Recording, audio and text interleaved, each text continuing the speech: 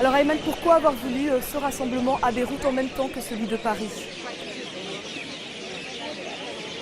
C'était très normal pour la Fondation Samir Kassir, qui connaît le prix et la douleur de perdre sa vie en défendant un idéal de liberté d'expression, d'appeler à un tel rassemblement. Ce qui s'est passé à Paris montre que le terrorisme, l'assassinat des journalistes ne connaît plus de frontières. Donc il était très normal que la réponse vienne également de partout et que la réponse ne connaisse pas de frontières.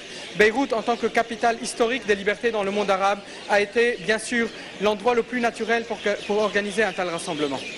Alors on l'a vu en France, François Hollande a reçu une cinquantaine de chefs d'État, de gouvernement, des responsables politiques qui sont venus exprimer leur soutien.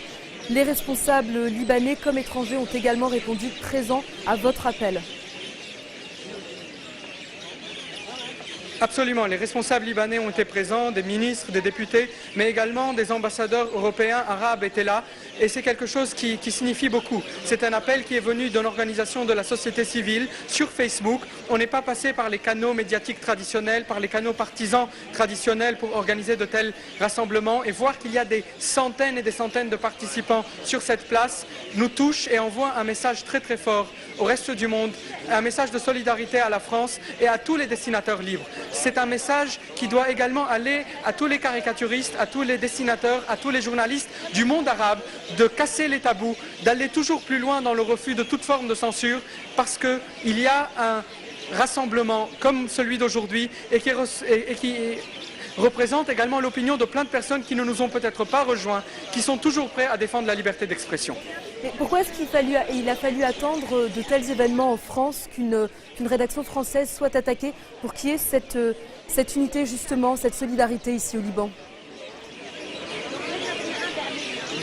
À la Fondation Samir Kassir, nous dénonçons en permanence toutes les atteintes à la liberté d'expression dans le monde arabe et en particulièrement dans les pays du Proche-Orient. C'est vrai que de telles violations n'ont plus récemment attiré les foules, malheureusement parce qu'il y a un sentiment d'habitude à l'égard de la violence qui a lieu dans les pays arabes. Il y a un sentiment de lassitude qui est très dangereux. Le choc qu'a constitué l'attaque à Paris en termes d'attaque dans un lieu qui constitue un peu le creuset de la démocratie et des libertés a secoué les consciences. Notre rôle en tant qu'organisation de défense de la liberté d'expression, c'est d'assurer la continuité de ce mouvement, peut-être pas en termes de rassemblement de terrain, mais en termes de rassemblement dans les médias, dans les réseaux sociaux, de défense permanente de la liberté d'expression où que les problèmes aient lieu. Alors, on a vu ces pancartes « Je suis Charlie », ça a été repris ici au Liban, je suis Gebran, je suis Samir. Au-delà de Charlie Hebdo, que signifie vraiment ce message « Je suis Charlie » ? Le principal message, c'est de refuser toute justification de la violence contre les journalistes.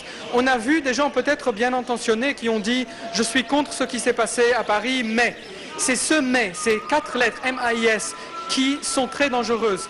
Parce qu'à chaque fois qu'on ajoute un justificatif, une tentative d'atténuation, sans le vouloir, même si les gens sont bien intentionnés, sont en train de créer un terrain fertile, un terreau fertile pour d'autres crimes, contre d'autres journalistes, contre d'autres libres penseurs dans le futur. C'est également un message contre les « mais ».